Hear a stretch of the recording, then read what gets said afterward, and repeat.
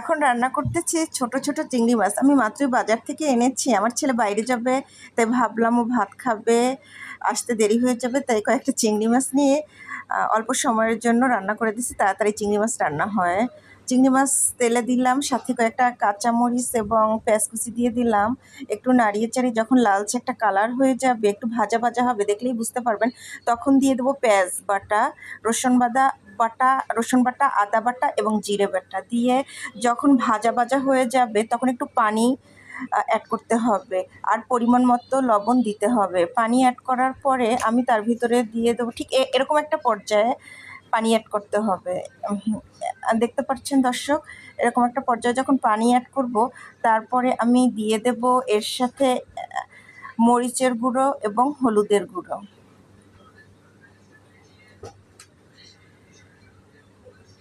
তারপর এটাকে নাড়িয়ে চাড়িয়ে নিতে হবে। যখন নাড়িয়ে চাড়িয়ে নিয়ে একদম ভাজা ভাজা হয়ে যাবে, দেখতেই পাচ্ছেন, তখন উঠিয়ে ফেলতে হবে। ঠিক অল্প সময়ের জন্য এটা।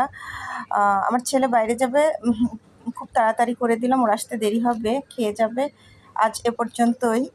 আল্লাহ হাফেজ।